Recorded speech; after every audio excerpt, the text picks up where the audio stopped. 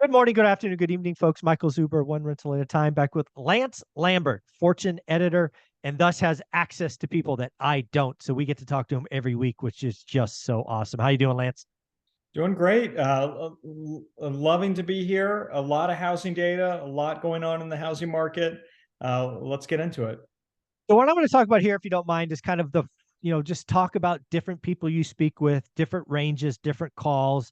We have Mark Zandi, obviously we touched on briefly in video number one. Let's hit that again. There's a Goldman Sachs kind of prediction out there about basically flat for the till 2026. At some point I'll work in my opinion, maybe let you ask some questions. But yeah, let's talk about Mark Zandi because he's basically saying my summary, bubbly markets could see 20%. I would call that a crash. He's even talking in the next, by close of next year, kind of these numbers, and then maybe the nation kind of 9, 10, 11% kind of in true nominal price drops. Do I have that right for Mark? Yeah, so Mark is 10% peak to trough, 15 to 20% in a lot of the frothy, like significantly overvalued markets. But that also means some markets like Chicago, he has at 3. That's like the so what price drop. But the one thing about the caveat with Marks is they see everything playing out very slowly through like the end of 2025. They actually have some markets bottoming in 2027. Nobody's going to get this right. None of these forecasts are going to get it right. But it's interesting to see how they range. But yeah, that's Marks, 10% nationally. Well, I think that's an important conversation because a lot of the world that I play in, YouTube, talking about housing, everybody wants a crash. When you put crash in the title, it gets clicks. When you talk about 20% crash, it gets more clicks. So when you talk about Mark Zandi and a 20% crash, that's going to get clicks. But what's key in this is Mark understands. He's an economist. I don't claim to be an economist. I do have a degree in it. I have studied it, but I never was paid to be it. Housing is sticky and slower than all of these wannabe housing experts understand. It's a home for 62% or more of people. It's not a stock. It's not an NFT. It's not something you could just sell in a minute. People have to pack up, they have to move, they have to change schools. It's an emotional decision. Today we have people locked in sub 4%, sub 3.5, sub 3. It's a financial decision. So uh, I think any pain outside of markets dominated by iBuyers, which we had in video one, is going to be so much slower than everybody expects. Yeah. This is going to stretch out for years, in my opinion.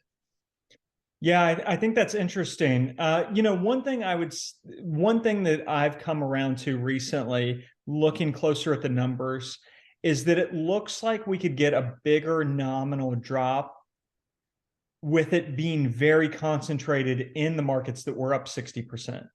Agreed. Because nationally, we were up 43%, but the vast majority of the country was nowhere close to that. It was Nowhere led close. by the 60 and 70s. So if the Phoenixes and the Austins and the Boise's are dropping 20%, and especially when you already look at the West Coast side, the Seattles, the San Franciscos, all of that, we could be in a situation where we get a bigger nominal drop percentage wise than we're used to historically. Historically, there's very few at all.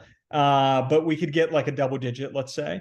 And there could be a ton of markets where it's like, where is this happening? I don't see it. Where Yeah. a little bit of that. So it'll be interesting to see how it plays out. And I do think, though, you look at Mark Zandi's view, and he came to me in April and May and was like, hey, we're going into a housing correction. And he was calling for, at the time, 0% national growth. He essentially saw prices going flat, and 5 to 10% declines in the Boise's and the Phoenixes, significantly overvalued. But that was his outlook for 5.5% mortgage rates. The Right. game changer here has been that the Fed had to hike faster than we expected. And there's also that mortgage rate spread. We're used to like, the gap between the 30-year and the 10-year being like 1.75. And what has it been, around 3? A little bit So over for 3. Yep. yeah, having these mortgage rates closer to 7 and having affordability be so pressurized. And if you take a step back at it and you look at the amount of people losing mortgage eligibility right now, it's essentially like a credit tightening because so many people just went over the top. I agree. And that's where prices come into play. If we had gotten 7% mortgage rates in 2019, fewer people would have lost eligibility because they didn't just have this 2-year period where prices outpaced income growth by 4-1. So there's this very sharp tightening, and people now know that home prices can drop, so they're a little faster to act. And then these markets with high concentrations of investors. I think Yeah. if I had to say why this might be a little less like maybe the 1981 story, but it's still it's not the it's not the '08 story. It's a different story. You know what the biggest um, variable that none of the experts are talking about that I think is critical? Hit me. So Mark Zandi's of the world and a lot of these other folks are looking at their data sets, and they're basically saying, hey, cost of capital is a 7.5, affordability's down, blah, blah, blah, blah, blah. And thus prices have to fall to get back to some equilibrium, right? Basically we got to take the demand curve and bring it in so more people can buy. Yeah. But in the housing, again, at least the housing market, and what I'm talking about is we're having a housing crash a la like 81, but it's transaction based. So what I want people to start thinking about is, you know what? If we were going to, here's the deal. If we were going to do 6 million plus transactions in 2023, we have to have a housing crash. It has to come in 20%. Yeah. But that is the variable people are getting wrong. We are going to do 4 million, 3.8, 3.9 million transactions. And when you bring down the demand curve 25 or 30%, prices don't have to fall that much. You have some have to buys, you have some have to sells. And there is still And income growth too. Income growth yeah, is and there's income growth. Exactly. That's my hope. That's why I have been saying, and I haven't changed my opinion, housing in 2025 is going to be plus or minus 1, 2, 3% of where it is today. We just pulled forward half a decade of appreciation. I think we're going to do a hell of a lot less transactions. When you add in new builds, we're going to do 50% less transactions. And because we do 50% less transactions, pricing degradation won't have to happen as bad, right? If you have 1,000 TVs on your Target shelf and you have to sell all 1,000, you got to discount the hell out of them. But if you got 3, you don't have to discount as much. So I think people are missing the point that we're going to do sub 4 million total transactions, sub 4.3 when you add in new construction. And that's just a whole demand supply curve different. And nobody's looking at it. Everybody's trying to relate 6.2, 6.6 million transactions. And we're not going to be anywhere close to that. So pricing's not going to fall when you add in the nation. Yeah, Phoenix is in trouble, Austin's in trouble, Boise, but that's not the country. And oh, by the way, the iBuyers will be done. They only have so much and they're not buying. So once they're out, they're out. So that's what I'm looking at. Yeah, it'll be interesting to see how it plays out. I think the wild cards are still inflation is the 800-pound gorilla. And we'll talk about that in video 3. Where does income growth grow? And this mortgage rate spread is interesting too. Yeah, I've talked about that a bunch, right? I mean, historically speaking, it's 1.7 to 2. That's like take the 10-year plus that gets a 30-year mortgage. It's been as high as 3.5 here recently. And again, I think we may have had a game-changing moment this morning at 5:30 a.m. Pacific. We'll talk about that in video 3. It may be the trigger that spread comes in. We'll talk about that in video 3. So we have Mark Zandi being out on one end. There was a report about Goldman Sachs painting a vision about 2026 and what they were calling in housing. Do you remember that? So here's where Goldman is. Goldman has been essentially more in the, okay, we're going to go sideways. Last month, they revised that down to an outlook of -5 to -10 peak to trough. In my mind, 5 to 15 is correction, 20 is crash, Agreed. and 5% is so what. So they're kind of they're kind of in the so what to correction. Yeah. Okay. But the official model, I finally found the official model. It's 7.6%, and it's a bottoming out in March 2024. So Zandy bottoms December 2025 and Goldman's March 2024. And I took a look at their Canadian forecast, and it's unlike anything else you would see historically with home prices. Normally, when home prices fall, there's a fight, and it comes much later. Like activity bottoms out, and then there's like a fight to take prices down. Mhm. The Goldman Sachs model has the prices dropping faster first and then really slowing down. The Moody's model is just very gradual, little here, a little there. I would say that what we're seeing now looks a lot like the Goldman model, where there's like I a agree. very sharp mortgage rate shock. The places with the most risk are pricing down the fastest, the Phoenixes and the Boise's. So I don't know. It's an interesting story, and it'll be interesting to see what things will look like once we've kind of absorbed the shock. In theory, we've seen the hardest hit, I would think, in terms of the shock. Like we're Yeah. absorbing it. Yeah. Um, Yeah. I think so. Yeah. the Fannie Mae model is kind of like staying flat at like a percent or here, like 1 or 2%. I call that going sideways. Me too. Um, Now we are starting to see like the Zondas go to 15%. KPMG, I still got to publish theirs. Theirs is 15% as a conservative. Mm. And they also see a recession. So we're a little all over the place. And we do have the Schiller already down 1.3. But again, the story I think is going to vary so much across the country. Um, Yeah, I you think know, it's very much but your buy box, your area, your city, your state. There's still plenty of the country it's going to be positive. There'll still be some cities and some locations where it's positive. It won't be the +20s we saw the last 2 years. That was fake. That's not real. It should never have done that. It would, when risk capital is zero, stupid things happen. But it's going to be very interesting because again, housing is weird because it's a home. mhm. And the other thing that we have in the United States that we don't have in Canada is that 30-year mortgage. Yeah. For 40 years, it was advantageous for most cycles to have an ARM. It has not been that way the last 12 months and won't be that way for the next several.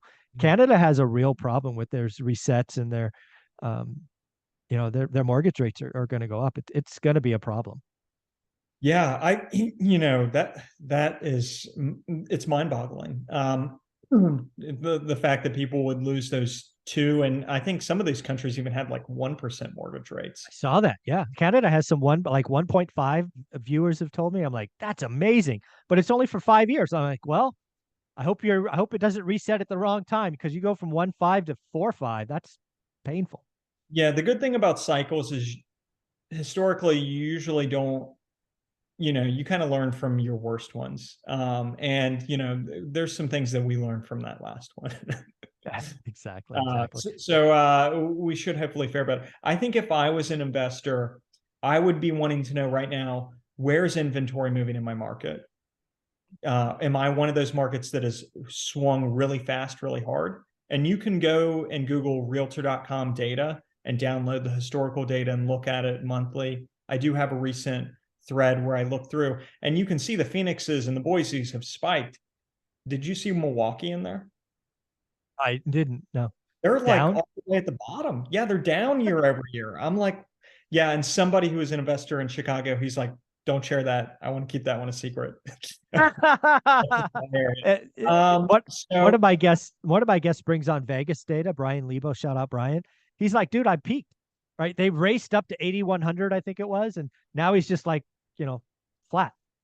yeah. So and that's the other thing is I would be looking at inventory data for my market and then try to find resale listings I would even go to like your local auditor site and search for Redfin and Open Door, because you know they have resale listings, and see what they bought it for and what they're selling it for. Because the thing is, people are sharing all of these home listings with these big cuts, but it's like it's not a resale. So I don't know what it was at the peak. But if Yeah. you can get those spring ones that are up now on the market again to kind of get a little more of a proxy. And another thing is these median sales prices are skewed. They're skewed further down than prices have actually fallen. You've Yeah. tweeted that, and John Burns Real Estate Consulting too, is just the top of the market. You're not moving many multi-million-dollar homes right Yeah. now. Luxury is really hit.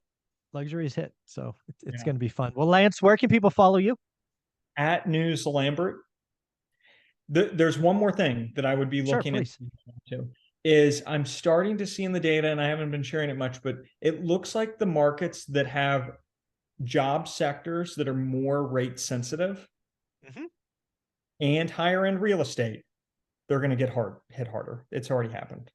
I agree. No, I live in one of those areas, and I've been talking about it. It's yeah, yeah. I think we're heading. We'll talk about this in video number 3, where the layoffs are. I think it's going to be tech, very interest rate sensitive, and find like big banks, and obviously they're concentrated. So there are some areas of the country they're going to be hit, and yeah, be careful out there. Lance, Yeah. where can people find you?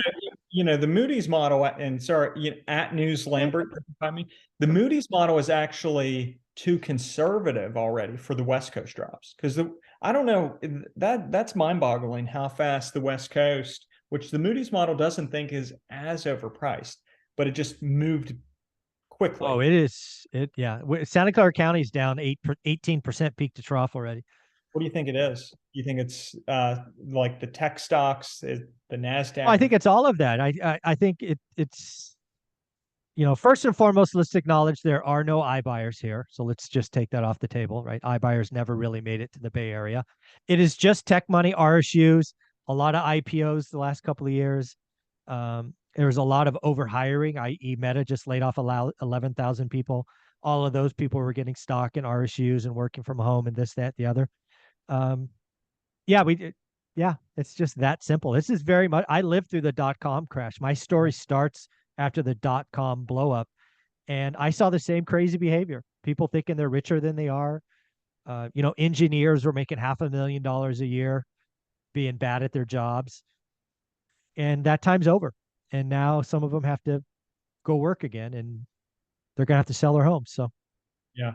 And I look back at the data. 2018, actually, San Jose posted year over year declines after that mortgage rate moved yeah, up. Q4. Yep, Q4 of Yeah. 18. Do you think that was the same kind of like rate sensitive? Did that affect Yeah, tech at all, that rate move that up? didn't it was the first time I believe we saw 6%. I think there was a moment where it hit 6% or high fives anyway. And that was just a rate shock. Yeah. Yeah. And And then they backed off. I know we need to wrap up, but John It's Burns Real okay. Estate Consulting, one thing they're seeing is they believe that the housing market today has become more rate sensitive. In the past, there was more products that could come in a mortgage Yes. rate shock, and they think that we saw the early signs of that in 2018 because we had a stronger reaction to that than people kind of realize. Yeah, For California, not only the Bay Area, but yeah, California, Q4 of 18, people should go back and look at it. California, the market stopped. That's why it was easy for me to call a transaction crash before anybody else. It's like, I know what this is I know how math works. This is gonna be a problem. Yeah, you've nailed that. And anything else for me? If they want to find my work, just Google Lance Lambert Fortune, and I have housing pieces there. I'm usually in front of the paywall for 24 hours, and then after that, they put me behind. So try to There read you my go. stories right when they come up. Yeah, exactly. Read them quick. Thanks, buddy.